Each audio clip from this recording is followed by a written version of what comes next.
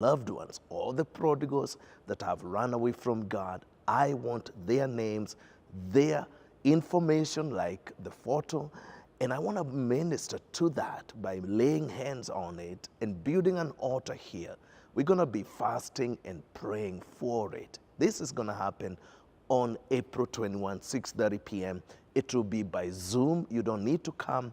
You can join me live anywhere, and I'm going to send you the Zoom link when you send me the name and the photo or any of that through this information right here. And we are going to build an altar, put the name and the photo of your loved one on that altar.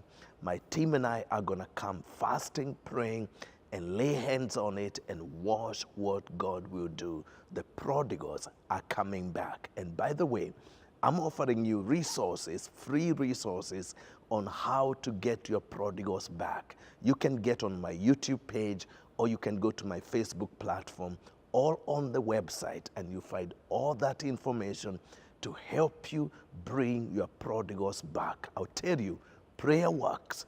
Let's do it. They are coming back. This is Charles Karuku, and I am at the Hub having a great time.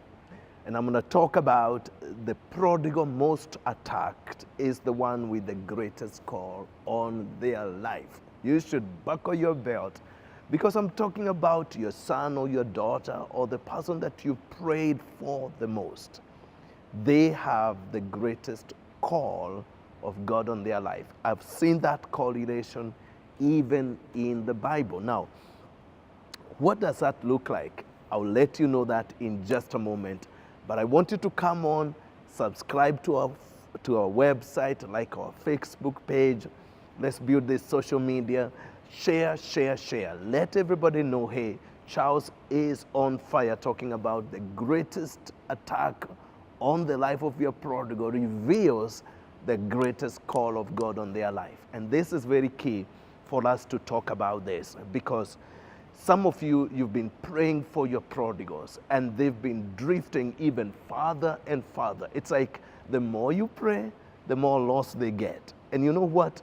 That is normal, quote unquote. It's not really normal, the normal thing that should happen, but that should not make you extra, like extra frustrated. Of course you get to be extra frustrated, but it should not put you in a place of desperation and hopelessness. It should actually inspire you to know, hey, there's a reason for it. It's because they have a very great call of God on their life. Now, I want to pray for that one that is hard and looking like they are way all gone, because one of the testimonies that have come to us is of a drug addiction of this girl. 25 years of using fentanyl and all kinds of stuff.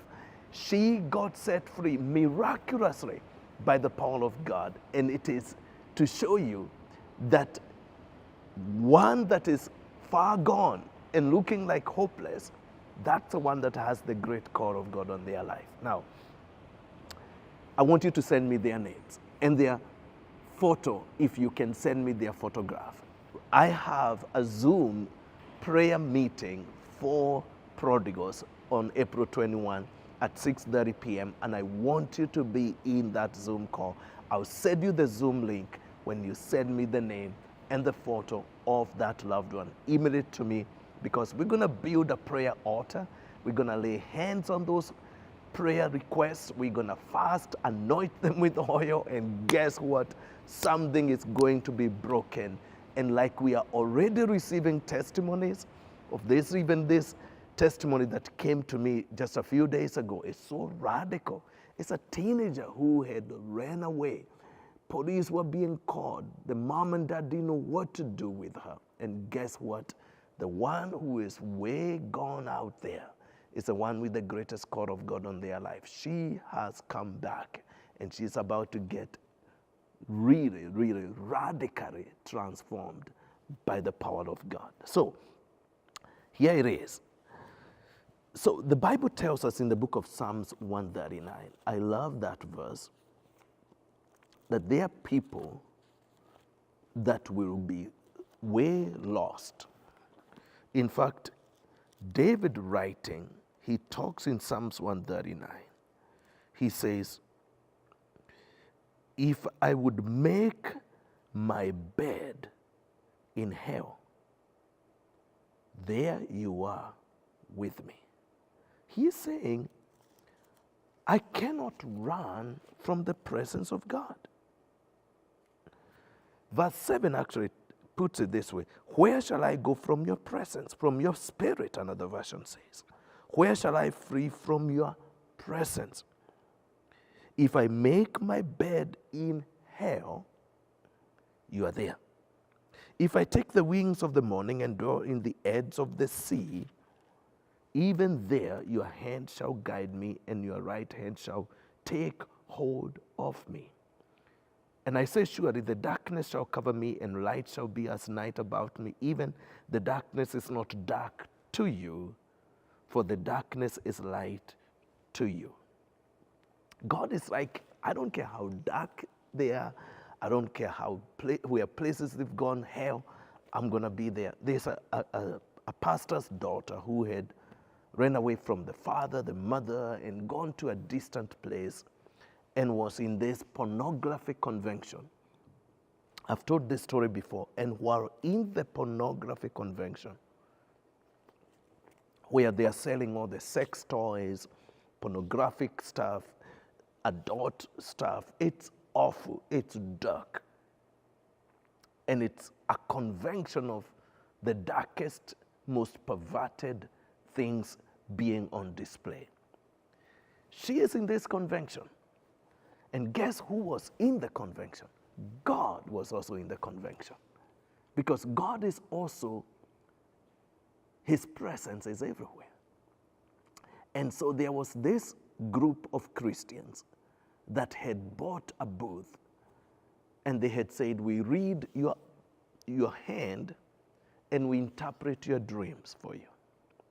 You know, everybody there is palm reading and yoga and palm reading and psychics and everything, and this group is there holding somebody's hand and saying, tell me your dream. It's just a way to reach them. And this girl goes there to have her palm read. And this person was prophetic, says you're a daughter of a pastor, you have a call of God on your life, you're a worship leader. God is calling you back to go to your parents and restore your relationship with your father and get right with God and go back to your calling. She breaks down in tears. She says, why are you here? I had ran as far as I can to stay away from the church and to stay away from God. And you're here. It has to be true. You're looking for me, God. And she ran out of that convention, went to a bus and jumped to the next place and found herself in her father's house, repenting, joining the church, leading worship, bam, back into her calling. That's a true story, because God can also go in the belly of hell and get them there. The one with the greatest attack on their life, they have the greatest call on their life. There's two people I want to mention in the Bible. One of them is the prodigal son mentioned in the book of Luke 15. He is the classic story of the one that is mostly heavily attacked, is the one with the greatest call of God on their life. This father, in the book of Luke 15, he had two sons. He had the older one and a younger one. The younger one is the one who was mostly attacked. He got into rebellion, into gang life, into drugs, into sex and rock and roll. He even left his father, left his mother, wasted a lot of money, became a wild baby out there, partying and destroying the reputation of the father, murdering his own reputation, doing the worst thing that could be imagined, arrested multiple times for DUI, put in prison, going to even get a job in a strip club, hitting the rock bottom, and going into this pig pen, becoming the scrum and the scum of the earth. He was the worst of the two brothers. The other brother was home. He was not severely attacked. He was working in his father's house. He was in church. He was amazing. But his problem was different. His problem was religion. His problem was just not knowing who he is. Yet he was obedient. He was nice. He had a family. He worked in his father's house. He obeyed. He did everything. But the call of God was stronger on the younger brother. Why is the call of God stronger on the younger brother? We are talking about the younger brother right now. We need people to Christ with this story. This story has great impact. The testimony of the one coming back from darkness is going to impact even more people. It's going to have a crowd of its own. I was listening to a girl who was a prodigal last year. It was her anniversary. We were celebrating. All of us were happy that she had completed 1 year. And in that 1 year, it is a story of coming out of drug addiction for 25 years. She stood on this platform right here next to me and she said, Charles, my story is so different because I've been in prison, I've been in drugs, I've been in heroin, I've been in crack, I've been in 19 different instances where I would have died. I've gone through all kinds of trouble with the law and everything. When I tell my story, a lot of the people can relate to that. And she said, they may not relate to you that way, but they relate to me. Right now, there's a whole gang of people coming out of that similar lifestyle because of her story. And she is having such an impact that in 1 year, she is pastoring a church. Why? Because the people relate to her story. So we are helping her, getting her all what she needs to learn as much as she can to be able to help other people. But guess what? It is an urgent thing because a lot of people can connect and relate to that story. So the one being attacked the most has a great call of God on their life. What about Paul? Paul was so bad. He was a terrorist. He killed people. He is the one who witnessed the killing of Stephen, the first martyr who died for Jesus. He brought together the gang that did that hate job. He is the one who put all this together. Stephen was killed by the gang led by Paul. And I believe when Stephen prayed and heavens opened and Jesus appeared, gave him a standing ovation, because Jesus gives a standing ovation to those who die for him. He got off his throne and stood up. When this happened, I believe there was a conviction that came on Paul. He was sold that time. He was wreaking havoc, leading gangs, and getting people to kill believers. Now, listen to this.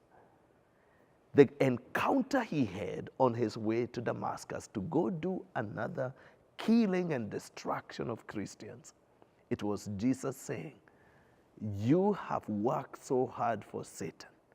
You've given yourself passionately to him. I'm going to encounter you and give you a passion for me.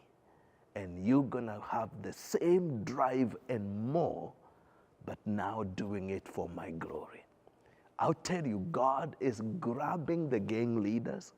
He is going after the criminal gang leaders. They are entrepreneurs. Those are evangelists. Those are people who know how to take territories. And instead of putting drugs on a territory, they're going to bring the gospel to that territory. Come on. And so what is happening?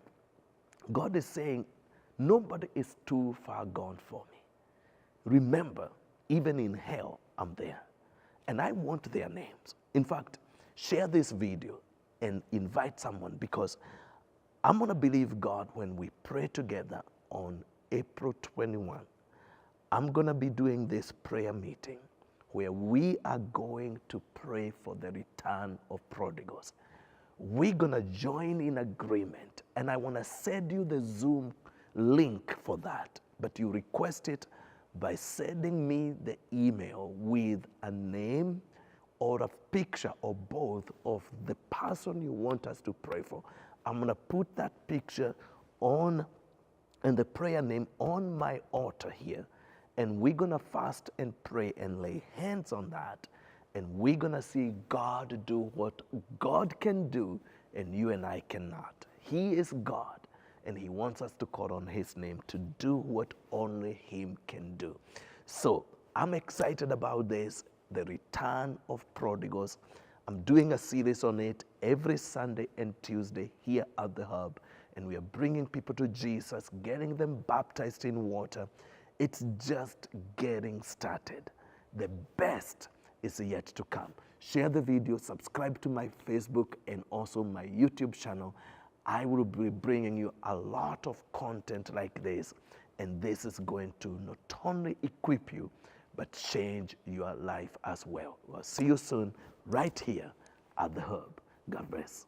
Hello there, this is Charles right here at the Hub, and I want to pray for your unsaved loved ones, all the prodigals that have run away from God. I want their names, their information, like the photo, and I want to minister to that by laying hands on it and building an altar here. We're going to be fasting and praying for it. This is going to happen on April 21, 6:30 p.m. It will be by Zoom. You don't need to come. You can join me live anywhere, and I'm going to send you the Zoom link when you send me the name and the photo or any of that through this information right here. And we are going to build an altar, put the name and the photo of your loved one on that altar. My team and I are going to come fasting, praying, and lay hands on it and watch what God will do. The prodigals are coming back. And by the way, I'm offering you resources, free resources on how to get your prodigals back. You can get on my YouTube page, or you can go to my Facebook platform, all on the website, and you find all that information to help you bring your prodigals back. I'll tell you, prayer works. Let's do it. They are coming back.